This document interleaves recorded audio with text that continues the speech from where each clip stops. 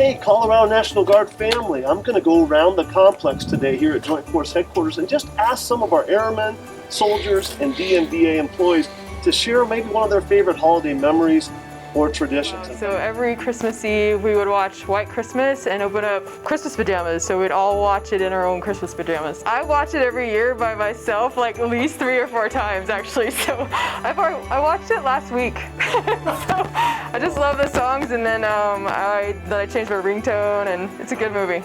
Yeah.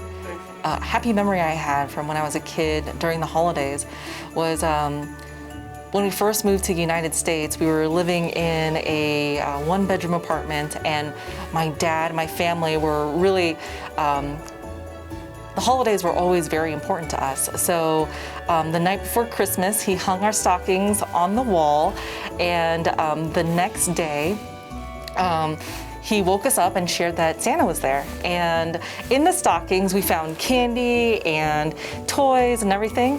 And I looked at my dad and I was like, Dad, Santa goes to Walgreens? And my dad replies back, is like, yeah, Santa goes to Walgreens. You know, he helps support the economy. Like, this isn't a hard thing. So, yeah, Santa shops at Walgreens. So that's one really happy memory I had from when I was a kid.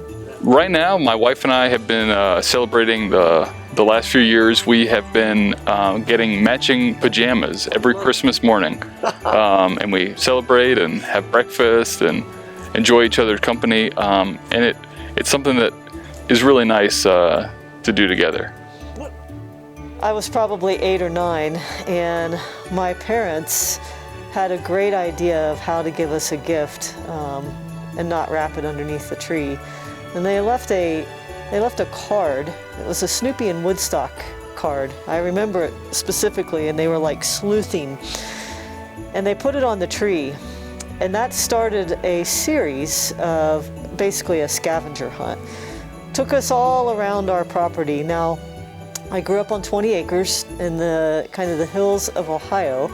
There was snow on the ground, it was cold, and my sister and I, who was 2 or 3 years older than me, we were going from card to card, clue to clue, sleuthing, probably for an hour, hour and a half. And at some point, I remember we were getting a little upset with our parents about this. My sister, I think, started crying. She got mad. She wanted to quit. But we went all over our 20 acres. We ended up back at the house, and my parents were so tickled with themselves. There were 2 brand new bicycles waiting on us. So it turned out to be just a great present for us, but what a fun memory. And my mom and I still have jokes and laugh about that, and how her and Dad the night before were out putting up those cards in our woods and on the hill and in the barn and the mailbox. It was a lot of fun. One of them that I have a tradition that we usually have down there in Mexico is most commonly known as a posada.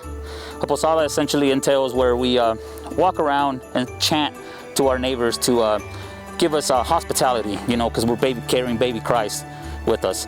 And eventually one of the families opens up the door and we have a giant posada, you know, and we go in and they give us food, hospitality, treat us with bread and a meal. Every year my family's got a tradition. We go to my grandma's house and we just sit in her second living room, technically, like the Christmas tree room. We all just pass around gifts, share stories. Might hear the same one 6, 7 times, but everybody just laughs and has fun. 5 a.m. this morning, prior to plowing the driveway, I was trying to find some pictures. One of them is a picture of Santa Claus, and this particular Santa Claus just happens to be myself dressed up as Santa Claus 21 years ago at Fort Campbell, Kentucky. As HHC 3187, the Iron Rocket Sons, were holding our company Christmas party. And I remember sitting there as the soldiers' children would climb into my lap and talk to me, not knowing that I was just playing Santa Claus for that particular event, and just listening to the joy and the happiness. And oh, by the way, there were a few that probably, as I mentioned earlier, looked in the mirror and were scared to death to sit on Santa Claus's lap. But that just brings back memories of you know, what many of us in uniform day in and day out deal with, and especially my family as I get ready to go out the door. I'd mentioned my daughter earlier. I got a picture of her when she was less than 2 years old. just beginning to understand what the holiday season meant.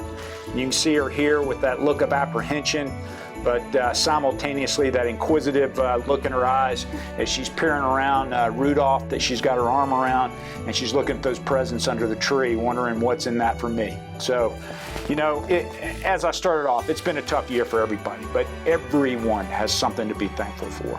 And as you go through this season and you need help, there are a heck of a lot of people and a lot of resources out there.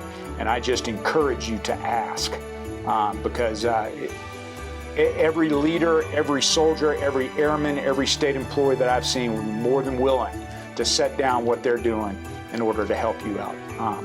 So I wish everyone the best holiday season you can possibly have, given the circumstances. I know it's going to be a good one for the Hopkins household. I know it's going to be a good one for our state employees here in the Department of Military and Veterans Affairs. And I also know it's going to be a good one for the 4,200 soldiers in the 86th Infantry Brigade Combat Team.